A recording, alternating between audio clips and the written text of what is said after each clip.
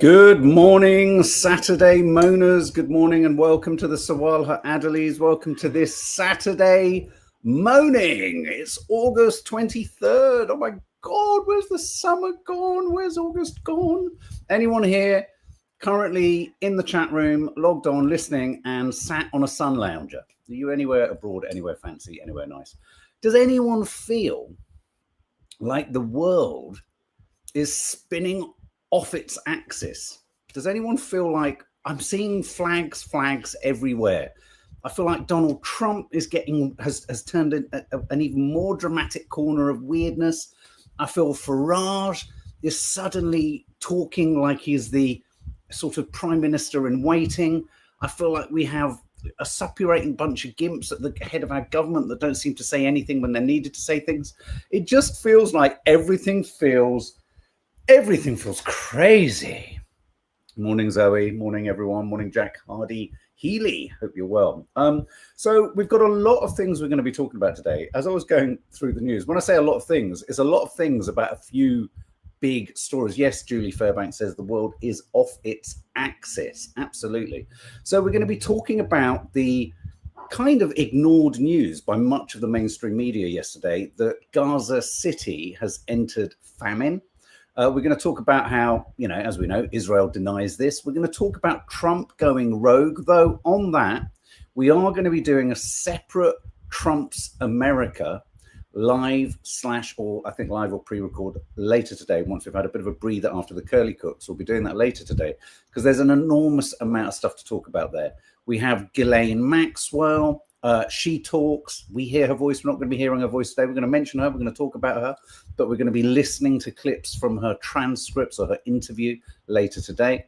But of course, we're also going to be talking about here in the UK, whilst Trump, puts the National Guard in cities, whilst there's a militarization of kind of states and cities in America, we've also got, curiously, our own very English version of ICE, which is an ice cream and a cup of tea, which is all of these protests outside asylum hotels. Apparently this weekend is the huge protests are planned. We talked about this earlier in the week. On the same day that Lucy Connolly was released on Thursday. She who was thrown into prison for 31 days for posting on Facebook or Twitter, burn all the kind of asylum hotels. She's been released. She's given an interview, not surprisingly, to the Telegraph. And so we're going to be talking about all these things. It feels febrile.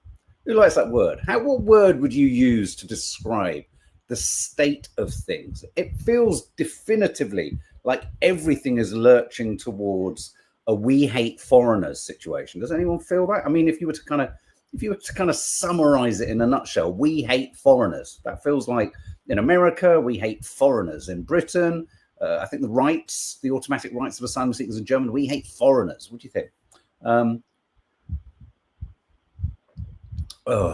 Reese Roberts, we've seen so many clips. I haven't seen the particular one necessarily that you're referring to. Mark, have you seen the clip of a man being apprehended by ICE, just getting out his car? So sad the way he gets thrown to the ground. And what does it for me is in being scared, he attempts to run first. Well, have you also seen the clip of a guy, a Latino chap, being arrested, and he's pleading because his wife is at his, wherever they live, and she's just given birth to a newborn that day, and they're taking him off. Imagine you've just given birth, and the thing is about this, okay, even if we accept the madness of ICE coming in and just universally kind of collecting everyone, why not issue a warning, like a parking ticket, and say, be at this place tomorrow in 24 hours or we're coming for you? Because they're worried they'll run, aren't they? So what are the words that we're using here? Scary, Gabrielle. Insane, says Rosby Mojito Girl. Scary and terrifying, Gabrielle. Sad, says Hilary Daly. We're all foreigners, essentially, says Farida. So it's self-hate. We hate ourselves. You're absolutely right, Farida. It is verging on madness, isn't it? I suppose what makes some people... Okay, here's a question. Rather than asking what makes people hate other people due to their color and their ethnicity, because that's manipulated by government, by policy, by lifestyle, by the system. What makes people not feel racism or prejudice against other ethnic groups? There's a question. Let's turn it around the other way. Let's ask any reform supporters, what do you think makes people not feel threatened by foreigners? Johnny Foreigner, what are those? What quality of a person is it that genuinely doesn't feel threatened by a foreigner? You know, what makes you not? You know, it's a curious one, isn't it? Hugs, Farida. Intelligence, says Kaz Rowley. They love themselves, says Anne Campbell. Nice. My family didn't teach me to hate other people, Steph Schultz. Zoe Agnew. White privilege. I don't see colour, says Gabrielle. I see a human being. Empathy, Doreen Strachan. When you know people from different places, R1769, when you're used to it, when you see it, when you kind of, I am Welsh, so am I a foreigner, asks Debbie Tynan. Yeah, good question. Hi, folks, Jeannie Bottle. I have empathy for others. If you're listening on podcast, I'm reading out the comments, the wonderful comments of our community here in the live feed. Mark Holderness, it feels like The Handmaid's Tale to me.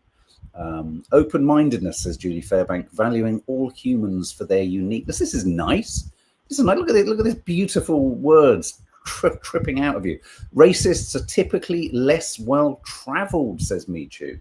Interesting that, isn't it? Because on the one hand, travel is great, and on the other, I do sometimes worry that many of the problems on this planet is through too much travel. I think the thing we forget as humans, we are naturally migratory creatures. You know, if you go into that, let's not raise the bugbear of the DNA of most people in the Middle East, but most of the enormous numbers of the Israeli population do not hail from that region. So in terms of regionality, claim to the land, if you start to kind of really go into the devil of the detail, you know, if you were to use the Israeli claim to the land of biblical proportions and spread that across the world, you'd have a right old kind of hoo-ha, I think, from most countries, wouldn't you? Because pretty much everywhere indigenous people are disallowed. And what you'll discover is that the notion of a country, here's the thing, the parceling off of land, the parceling off, the chopping up, the drawing of lines and boundaries was an imperialist, Western, commercial, capitalist construct, inherently.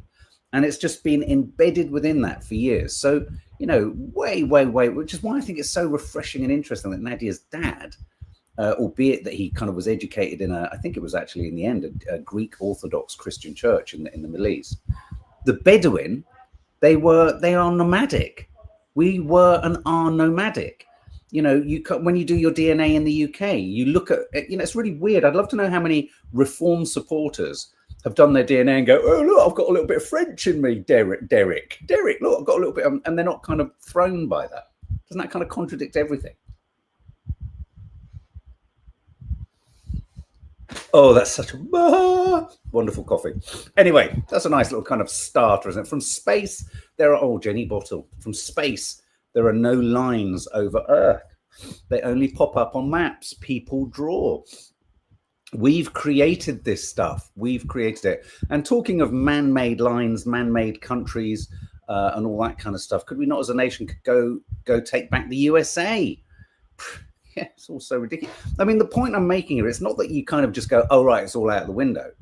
But come on, if you're gonna keep quoting Moses, then, you know. Anyway, big news. UN-backed experts declare famine in and around Gaza City. The reason this is always an issue now is that the Israeli propaganda machine is so efficient and so immediate and so unfortunately successful that even hearing the United Nations backed experts, you can hear everyone in Israel going, Hamas. I mean, they must be sick and tired of saying Hamas, mustn't they? I mean, imagine blaming Hamas for everything in your life. Oh, my car's broken down. Oh, Hamas. It's fucking Hamas. Oh, I've got a fucking blown tire. Oh, it's Hamas. Oh, there's a famine. Oh, it's Hamas. Oh, Donald Trump's fallen out. That's Hamas. I mean, it's just, it's a bit embarrassing, isn't it? It's a bit pick-me. But anyway, so the UN-backed experts have declared this. The Integrated Food Security phase classification, the IPC, which is a, let's remember, listen to this now. This is the IPC is a globally recognized organization that classifies the severity of food insecurity and malnutrition. And they have found that 3 key thresholds for famine have been met, signaling a major escalation of the humanitarian crisis in Gaza. So this is a globally recognized organization, globally recognized by everyone bar Israel. Why? Oh, because they're responsible for the entirely man-made famine. Okay, so we have famine. It's been defined as famine. This image here is the light blue, the turquoise line is, well, the total line in each section there is each day the number of trucks that have got into Gaza, deliveries from the UN and other partners. And if you look at the dark blue is the number of those that have arrived at their destination, very few. And the turquoise are those intercepted by either hungry people or armed actors. And that's a reference to potentially the possibility that Hamas have intercepted it, but also the armed gangs that Netanyahu has himself said he's armed. I mean, this is the other point. What's really odd about all of this is it's like Israel and America think we have short-term amnesia or dementia. You say, let's kill everyone, and then the next day you go, we didn't say that. And everyone's like, oh, okay, they said they didn't say that. Man-made famine. UN agency says Gaza famine is a direct result of Israel's actions. And this is the bit that frustrates the fuck out of me. If it is a direct result of Israel's actions, then it does amount to a war crime. I don't understand why people keep saying may amount to a war crime. Does anyone else get that? It's like, you know, it does. If it's a man-made famine, it does amount to a war crime. It's like old fucking, what's his name, David Lammy, forever saying gravely concerned. And I think he said something entirely similar again today. Let me just have a look. David Lammy, here we go. David Lammy says, I think I might have got his quote actually. Here we go. Look from the dribbling from the... His statement today read, David Lammy, the confirmation of famine in Gaza City and the surrounding neighborhood is utterly horrifying and wholly preventable. Why haven't you prevented it? Why haven't you prevented it? The Israeli government, yeah, no, I get why, MeToo. I know does versus may is because it has to be tried in court, but we know it's never going to get tried in court. We have to go with our gut now, don't we? There's, you know, I mean, okay, America and Israel don't even identify or observe the ICJ as being recognizable. So, okay, well, the guardrails are off. It is confirmed. What law court are we going to? They're not going to go to a law court. They don't recognize the fucking efficacy of them. You're right, Mitchell. That's why they use this language, for legalistic reasons. And yet we're talking about 2 countries, Israel and America, that have zero respect for international law whatsoever. So it's just kind of odd that other countries just don't go, and it is countries like Israel or Spain or Turkey at times, and this isn't to say that they haven't all got their own weird fucking involvements with Israel anyway, but when they do use that language, they go, no, this is what it is. It's like we're not allowed to say what we see. This is the part of it all that makes it stick in my craw. It's like, don't tell me we're not seeing what we're seeing. It's just beyond a joke. We're seeing it, matey Flip. We're seeing it. And Lammy says the Israeli government's refusal to allow sufficient aid into Gaza has caused this man-made catastrophe. This is a moral outrage. The IPC report makes clear the sickening consequences, especially for children. The government of Israel can and must immediately act to stop the situation deteriorating any further. It must immediately and sustainably allow unhindered food, medical supplies, fuel, and all types of aid to reach those who so desperately need them. The only way to do that, David Lammy, is sanction Netanyahu. Sanction every single member of the Israeli government. Don't say you're going to stop future trade discussions. Cease all trade with Israel now. Stop bullshitting. You can't bullshit anymore. You can't keep using these adjectives and blowing your cheeks out and standing at the lectern in the House of Commons and looking aloft and looking afar and going like this and doing it up. You've got to take action. You can't just keep saying this. You can't keep saying this, and yet he just keeps saying this. It's just so tedious. Sky News, Gaza latest. Israeli plans to occupy Gaza City are advancing as children are among the 19 Palestinians killed since dawn this morning. There's Emperor what's his name? Palatine, is it? He is a dark angel of death, isn't he? What a dark, twisted man. Oh, so sinister. Even the Times of Israel Global Hunger Monitor declares famine in Gaza for first time, but Israel rejects it as a biased report, because anyone that disagrees with you is biased. Anyone who just has any, we've all been in relationships, haven't we? I assume I have a relationship where everything you say is your fault and everything they do to you is your fault. It's biased. Everything is biased. Everything is biased. Everything's biased. Just remember, it's just a neat little equation. Everything's biased. And it just struck me the other day as I watched this morning a bomb drop out of an Israeli drone onto a house on the outskirts of Gaza City, one of many that you can see freely on Instagram. There was a really interesting comment from someone underneath it. So you see the bomb, it goes down, you see the plume as it explodes, there's potentially body parts flying all over the place. And you think, okay, so originally you were saying this was all about self-defense. Where was the resistance in that house at that point? We've gone way beyond. Do you remember there used to be the really farcical idea that they're firing rockets, which were as effective as fireworks, as Catherine wheels and bangers. But, you know, that would be the strong. They're not even using that anymore. It's not even. It's not like, oh yeah, this is where something was fired from. Oh no, we're just hitting a house. Just hitting a house. Let's just hit the house. So famine. There is famine. The only two countries in the world that will say that's not true are Israel and America. Why? Because they're the arch enemies of planet Earth. Same as blowing up the WHO residents. Absolutely right. So yep. So you know it's frustrating because the news lands and no one cares. No one cares. Big news, as I say, we're going to actually listen to some of the clips from Ghislaine's interview or chat with the Department of Justice or the Deputy Attorney General in America. Ghislaine Maxwell, guys, come on, share your thoughts on this. So this is understandably, we're going to do a piece on it later. Everyone's reporting this. Ghislaine Maxwell has talked. She is speaking. She has opened her mouth. But, and it's a big but, this was an interview or a conversation with Donald Trump's Deputy Attorney General. And I think it's a God-given fact that when Trump welcomes the release of any information pertaining to the Epstein files, I think it's a pretty safe bet that when he's welcoming that information, it's because it doesn't implicate him. It's so frustrating, isn't it, Nora Doyle? It really is. All of this is so spectacularly frustrating because I know there are so many people who will be satisfied with this. But will they, guys? Tell me, will they? I'm losing faith. I'm losing hope. I know you guys aren't.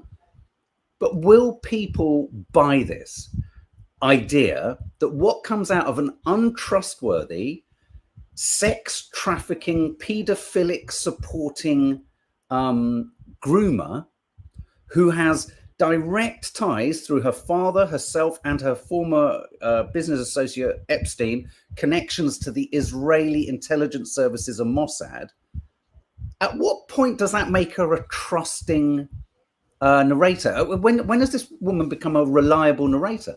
Since when has a woman who's clearly looking for a pardon or leniency or clemency, what about this suggests she would be in any way telling the truth? And who could get on board with this? How moronic must you be?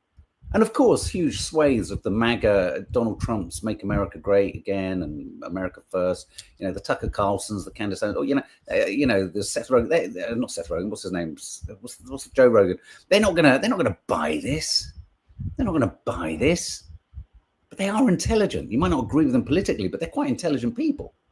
So here's the headlines. Ghislaine Maxwell wants a pardon. The Independent quite fairly saying, just how credible is testimony from a known liar? I mean, come on. How, The interviews have come off the back of the Trump administration trying to quell the backlash amongst Republicans and Democrats. The release of transcripts and recordings of Ghislaine Maxwell's testimony with Deputy Attorney General Todd Blanche 4 years after her conviction. They're doing the rounds. They're going everywhere. The papers are going through them. Ghislaine Maxwell does not believe that Epstein died by suicide, but has no idea who killed him, testimony reveals. Maybe she should pick up the blower to Mossad and say, hey, guys, who killed Epstein? So she says, so she fans the flames of the idea that he was killed. Maxwell absolutely, quelle surprise, que sera. Unknown groomer has spoken to her. It's just, look, Maxwell absolutely never saw Trump engage in inappropriate activity with Epstein's circle. Bombshell interview reveals. Oh, how convenient for Trump. And if you ask Trump about I didn't even know she was being asked. I didn't even know. I know nothing about this woman. Who is Ghislaine? Oh, Ghislaine. She's a good lady. She's a nice lady. She's a woman. I like women. Absolutely never. So there you go. Is he really going to lean into the testimony of a prosecuted woman desperate for release? Come on, pull the other one. Maxwell transcripts bring some respite for Trump, reports The Guardian. Can they really? Can they really bring any respite for Trump at all? This is just staggeringly mad. Ghislaine Maxwell never saw Trump in any inappropriate setting, transcript says. Maxwell also said she was not aware of any client list of Epstein's, the release documents show. In a post on X, Todd Blanche, the Deputy Attorney General, claimed that these materials, these clips, these transcripts were being released. Get this. This is Trump's Deputy Attorney General, in the interest of transparency. You can have transparency of her talking, but there's no transparency of what she said being true, you moron. Adrian Fenton, I am really so grateful for podcasts like these. If I didn't hear others having the same experience with the dystopian ruling class and their complicit mouthpieces, I think I would go mad. I'm so pleased you say that, Adrienne, because we feel like we're going mad. I think one of the things that I could do with a little bit more from the likes of Tucker Carlson and the likes of Candace, are they not shocked to their core? So in the spirit of transparency, the Deputy Attorney General has released these transcripts. Okay, well, that's transparent in that you went in, you talked to her, and now you're showing them. Transparency, that makes sense. But what is transparent about what she said? Are we living in some kind of fucking whacked out quantum realm? Please, interstellar object, get here sooner than fucking October the 19th. Come and help us. The 8 key takeaways from Ghislaine Maxwell's prison interview. And we're going to be talking about these later. We're going to be doing a dedicated Donald Trump later. But just to give you a sense of what we're going to be talking about, Trump being right, you ready? This couldn't... this is like literally the school bully getting someone else in the playground. So the school bully is Trump in this analogy. Ghislaine Maxwell is the other kind of bully in the playground. And the big school bully gets Ghislaine Maxwell, locks her in the toilets and says, I'm only letting you out if you say I didn't do it. And she's like, okay, let me out. Bang, bang, bang, okay, I promise. So she's come out. And she said, Trump is the perfect gentleman. We're going to be talking about that. Prince Andrew and Epstein. Here's another great moment. She throws Prince Andrew's relationship with Epstein at Sarah Ferguson's feet. It was all about Sarah Ferguson. I've got no fucking interest in Sarah Ferguson, but isn't it amazing how a woman like this can, again, throw it at the feet of Sarah Ferguson? Keep that clean. Prince Andrew, clean. Trump, clean. Duchess of York put the moves on Epstein, were her exact words. Epstein never loved me, she said. She said they had a romantic relationship, but he never. She says things like, "I used my female intuition." Did you use your female intuition to groom masseuses and young underage girls into massage rooms with Epstein? She also says Clinton never got on a jet, and if he never got on a jet, he never had a massage, because that's the only place he had a massage. Or she says he never had a massage on a jet. Sorry. And then she does say the financier's death was no suicide. She says there's no client list or black book, but people have a black book. People have a client list. And she says, I don't remember Trump's birthday message. In addition to Mr. Trump and Prince Andrew, a number of high-profile individuals came up during her interview, but there were no smoking guns. She mentioned Naomi Campbell. She mentioned Robert F. Kennedy. She mentioned Elon Musk, Richard Branson, and George Soros. So we will be talking about that in more detail later. But how can we trust the words of a woman who's desperate to get out? Come on. Ghislaine Maxwell believes Epstein was murdered, but there was no client list. Epstein pal Ghislaine Maxwell claims Prince Andrew didn't have sex with Virginia Giuffre in newly released transcript. And there's the photo of the man who doesn't sweat. Quite something. In other news, sticking with Trump just for a little bit longer, and we're going to talk about this later, Trump targets Chicago and New York as Hegseth orders weapons for DC troops. Oh my God, civil war. Civil war's happening, guys. I mean, is there anyone here in America who is like, fucking hell, guys, is it as bad as we're hearing? Or like on the ground, is it just like there's a few neighborhoods, there's a few places where there's armored vehicles rolling into town? It feels like, I don't know why, it feels like the noose is tightening quite rapidly. Gabrielle, do we think Trump will pardon it? Of course it will. After that sterling display of nothing to see here-ness, I think so. It's worse Persephone personified, really. I mean, the clips we're seeing are awful. And we're also going to talk later today about we mentioned it yesterday, the 55 million legal migrants who are going to have essentially all their social media checked. And if you're anti-America or anti-Israel, you're out of the country, mate. I mean, I'm curious to know who's going to be left in America if you get rid of its migrant population. Isn't that everyone? Isn't that everyone? Isn't that like even the Tea Party, Boston Tea? Isn't that everyone?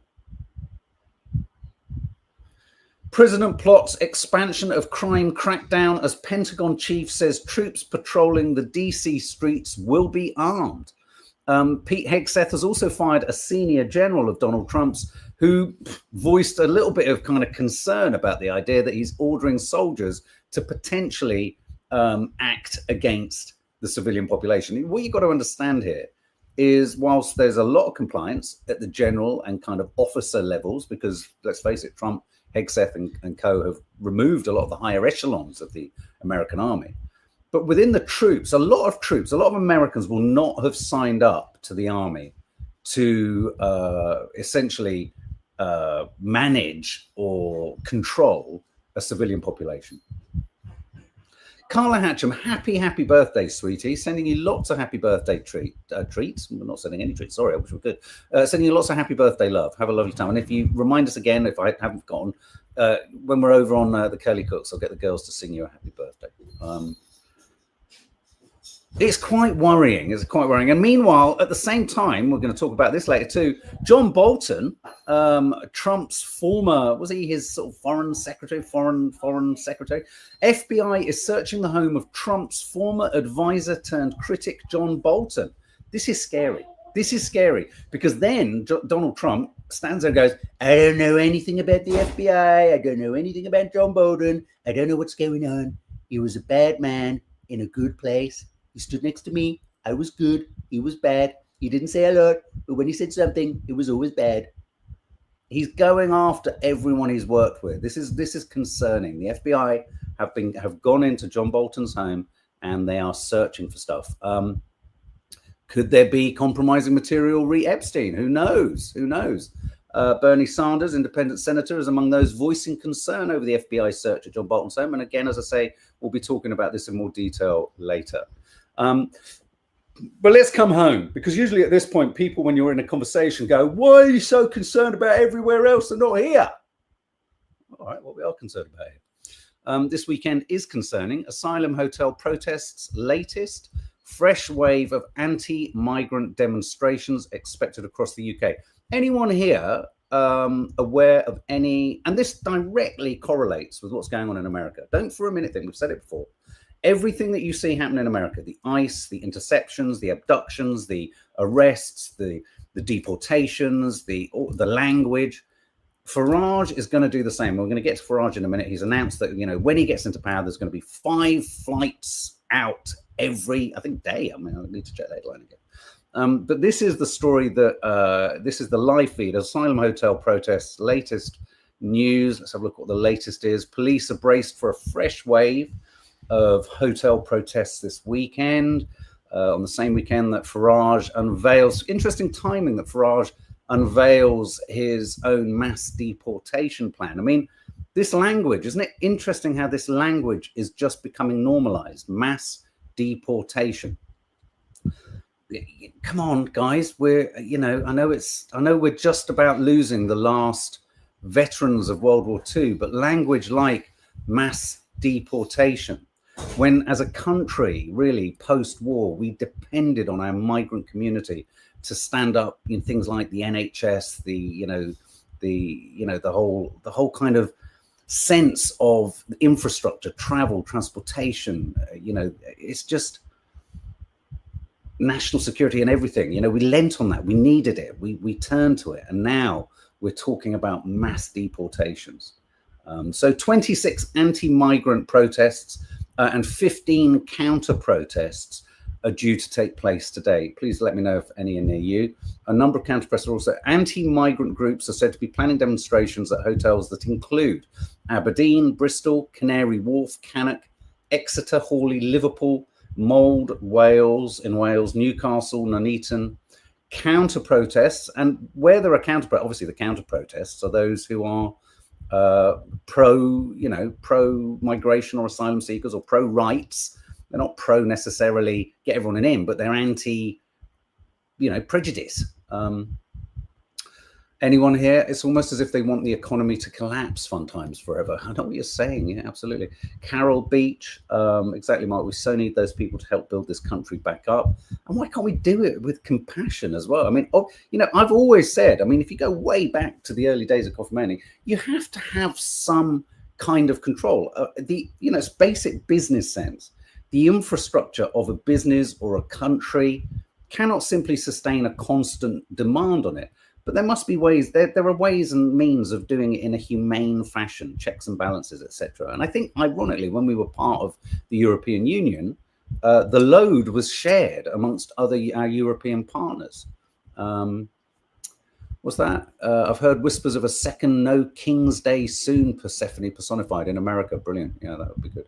Farage lives genie bottle in a fascist fantasy where he is the ultimate leader with full dictator rule. Well, just look at any profile of his younger days. He was a massive admirer of, who? The right guy who wrote Mein Kampf. How much more? It's like, I don't know. It's like me sitting here tomorrow with Nutella all over my face and going, I didn't eat it. Literally, it's like the guy at school who did some graffiti on the wall in the toilet and signed his name underneath it. And then when they came to him, he said, it wasn't me. And they said, you signed it, you idiot. Oh, Carla Hatcham, you should interview Cenk from the Young Turks. God, I'd love that. I think we'd both explode we'd both spontaneously combust at the same time. If me, Nadia, and Cenk got together for an interview, all three of us would set each other off in it would be an uncontrolled explosion. So police brace for lots of unrest. Here's some footage of some of the protests that have been ongoing. This is Orpington. These are the counter protests. Refugees welcome, stop the far right. And then you've got those who are obviously concerned and wanting to look after their kids. I don't know what I find out I really struggle with this like, we all want to look after our kids. Everyone looks after their kids. The idea that you don't want to look after your kids because you want a compassionate refugee system is just a joke.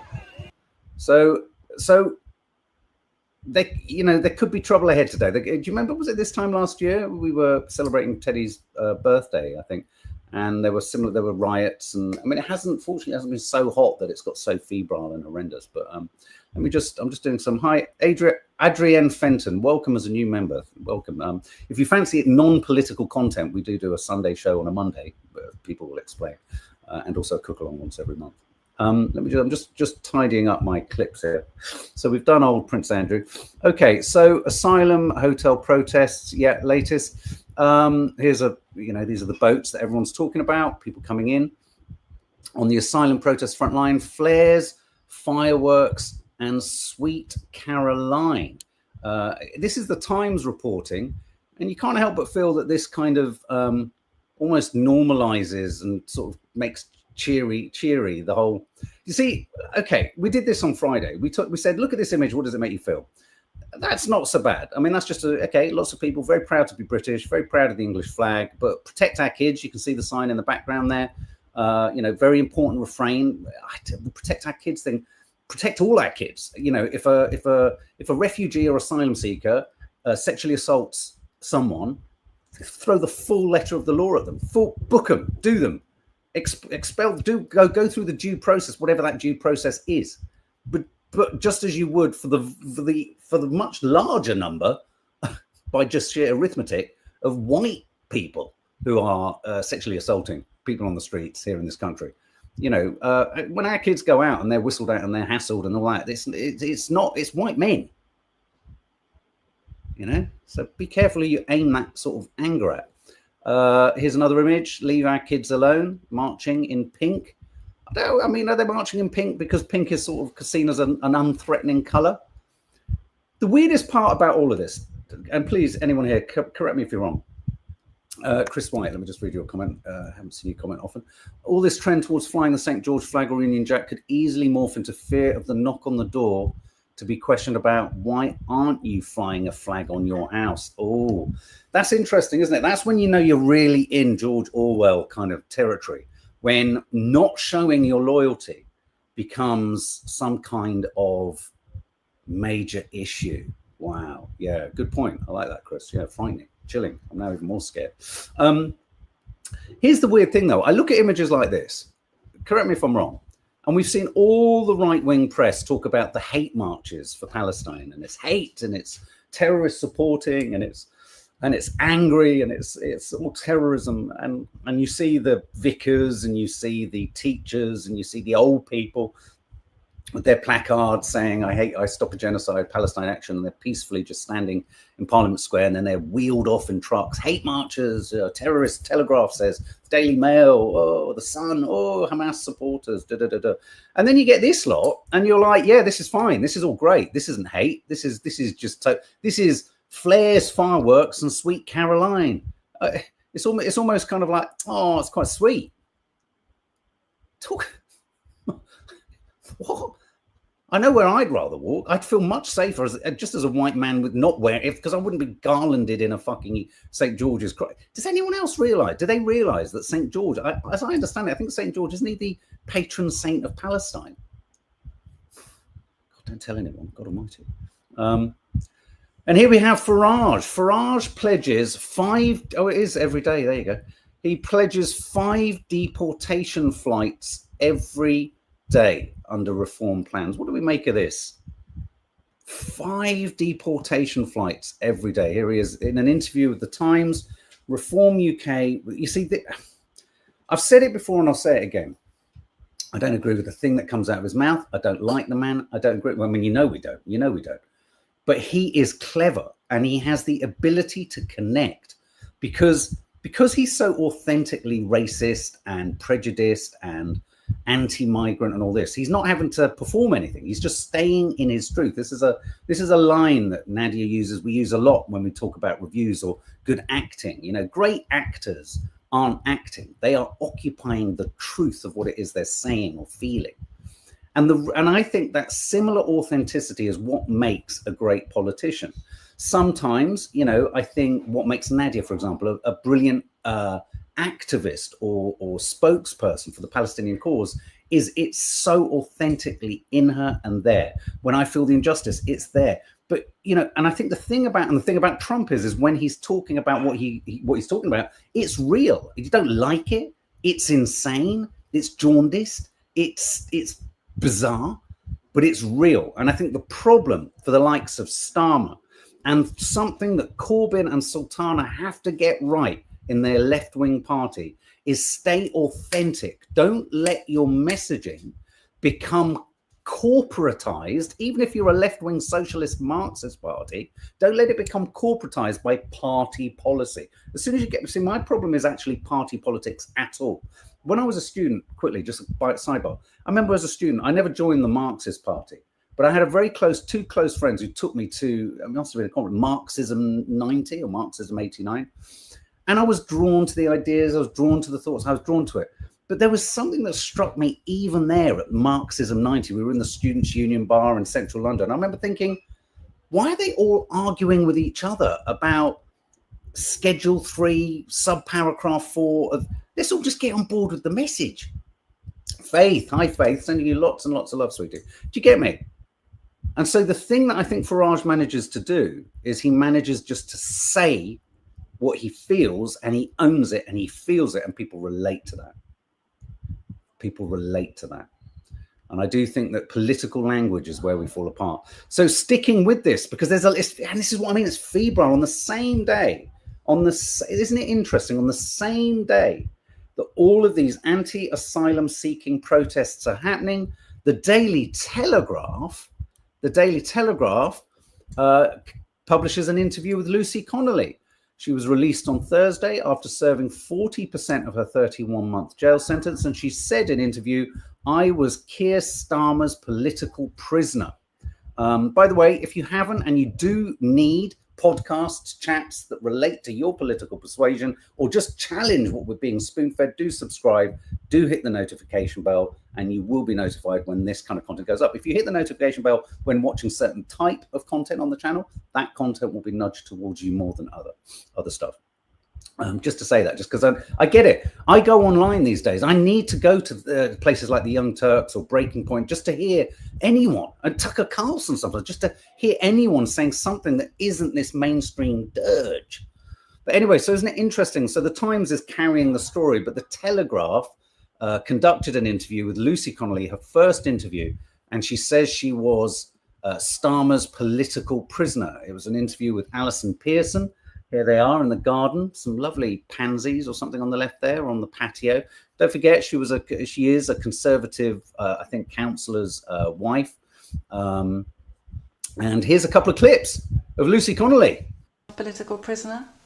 Absolutely. And me and several other people. Like I said, it's important to remember that it wasn't just me. He needs to practice what he preaches. I think, you know, he's a human rights lawyer, so maybe he needs to look back at what people's human rights are, what freedom of speech means, and what the laws are in this country. And once again, the reason what she's saying there is going to gain purchase is we feel the same thing about Starmer around things like Palestine Action and the ability that or the attempts that this government is engaged in trying to suppress freedom of speech on that side. I mean, what I'd like to ask Farage is, look, mate, I'm 100% with you, Farage, about freedom of speech and for everyone to be able to say everything. But are you going to grant the same freedom of speech to someone, say, demanding a free Palestine or a Palestinian state, or the ability or for Israel to stop the Gaza genocide? If you're going to pick and choose your freedom of speech, no, that's not freedom of speech. And this is something that doesn't make any sense in America. Freedom of speech, they keep screaming, Donald Trump and JD Vance, unless you don't go with what we say, and then you're barred even from the press pack in the Oval Office. So I do worry that this is a directly, I would say, antagonistic stirring of the hornet's nest today, issuing and dropping Lucy Connolly interview clips on the day that the biggest number of asylum protests are happening. This is manipulative. This is a prime example of our right-wing media stoking and fomenting fear, hate, and I would argue violence. And yet they're the same papers that point to repeated peaceful marches of millions and millions of people against genocides who haven't caused a single bit of equivalent damage to, say, the riots that you can only refer to last year and go, fucking hell, look at the mess and the madness of then. There's been nothing like that violence at any of the peaceful marches. Here's another clip from Lucy Connolly.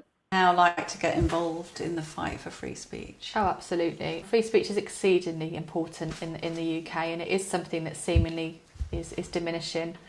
I appreciate that you can't just go around saying exactly what you want when you want, but really trying to putting people in prison for something they said. So she is, be prepared, Lucy Connolly is for sure going to become an absolute flag bearer, torch bearer, whatever you want to call them, for this anti-asylum protest front. And I know we kind of marginalise Kemi Badenoch, the leader of the Conservative Party, as slightly irrelevant, very clearly would be incredibly unpopular. She's a snitch and all this kind of stuff. But don't cancel her out completely. I think Reform will win the lion's share. And I think this is my prediction. This is my absolute prediction. We will have a Reform-heavy coalition with the Conservatives supporting. That's my prediction. And Kemi Badenoch says there is nothing racist or extreme about flying our flag proudly. Tory leader tells the Mail as she takes aim at councils removing St George's crosses. Now, I haven't. My take on this is there shouldn't be necessarily anything racist about flying the flag. For a good example of this, I'll give you one. It's like when there was the wedding, whichever the more recent royal wedding there was. My nan was a huge royalist. She was also very racist, but she was a huge royalist. And when my nan had the Union Jack on her tray to eat in front of as we made her some nice food to eat in front of the royal wedding, it wasn't laden in racism. It really wasn't. It was kind of, okay, you might not be a royalist. We weren't, but my nan was. It was old fashioned. It was kind of, there was a sort of nostalgic thing. So it doesn't have to be. When she says there is nothing racist, it's like all things. It depends how you're flying that flag. I think it depends how you're flying it. It depends where you're flying it. And it depends what comes with flying it. What are your opinions? What are your beliefs? And what are the words that are alongside it? And just to remind you, if you don't know who Kemi Badenoch is, there she is with a Union Jack in one of her ice creams. And here's a chap filling in potholes with a St George's cross. Very curious image there. What's this one here? Oh yeah, Corbyn rebuke. And me, yeah, going back to just finally, as I sum up, going back to Corbyn rebukes Sultana for bringing up anti-Semitism row. Former opposition leader says criticising his past approach on the issue wasn't really necessary. And here is my case in point. We have a wonderful opportunity of a new political party launching here. And we already, and don't get me wrong, I think the press will seek to exploit any divisions or rifts within this new party because it constitutes a massive threat, not just to the Labour Party, but it constitutes a huge threat to the hegemony, if you like, of the Reform, the Conservatives and the older classes of this country. But really, I saw Sultana mention this about how he kind of made a mistake or misstepped, and he, under the whole anti-Semitic row that kind of got him nudged out of the Labour Party. I get it. Yeah, there's lots of spilt milk to cry over, but not now. Don't do it now. And so he was asked about it. And so you can already begin to feel the establishment and the system seeking to find the hairline cracks in this new left-wing party so they can exploit it and mock it. I just want to play you this finally just going out. So in 10 minutes time, we're going to be live with the Curly Cooks. Please, as I say, subscribe, hit the notification bell, come and join us over there. Carla, come and join us over there for a birthday sing-along. I'm just going to show you this final clip. It made me laugh, but this is a skit that's posted on, let me just see if I can find who he is. I can't see his account name, unfortunately. But anyway, this is very funny, so check this out. Unbelievable, Paula. You've done well. I'm all for Nigel Farage. Give us a high five. To right. I'm a Reform.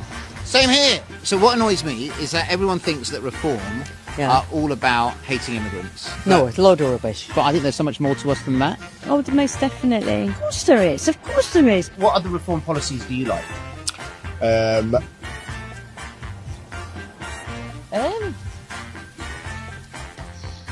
I mean, I can't name off the top of my head. To be honest with you, I can't remember them all now. Shall I help you out? No. Give me a second. What other Reform policies do you like? Spend more money on the NHS. That's actually not one of our policies. So we want to cut public services by £150 billion. Wow. Okay. It's quite a bold statement. We need to put an end to free healthcare. Yeah. Do you think so? We need to protect the wealthiest. Yes. So we need to cut the taxes on things like private education, private healthcare. Yep. Protect the billionaires. Climate change is a myth. Oh, right, thank you for that. So we need to put an end to net zero. I don't really know too much about all that, but yeah. I think we should ban protests altogether as well. 100%. Yeah, 100%. Obviously, people have the right to say what they want to say, but Just do it at home, yeah? yeah. Do you like how Nigel supported Liz Truss's mini budget? Yes. 100%. We support 0-hour contracts. Yeah. I don't like all this, like 1 week you're working, 1 week you're not. Well, that is actually a reform policy. Yeah. We want to protect the wealthy. We think it's a good idea to turn this country into a tax haven for the billionaires. That means not taxing their foreign income. Well, you know, I think we should all pay our fair amount of tax. Do you think those are all good ideas? Oh yeah, great idea. And there you go. When push comes to shove, even people who think they support the Reform Party scratch the surface and you realise, oh my God, they've been sold a pup. They're actually quite a bit concerned about everything else that follows. Keep spreading the word. See you in 5 minutes for a live over in the kitchen.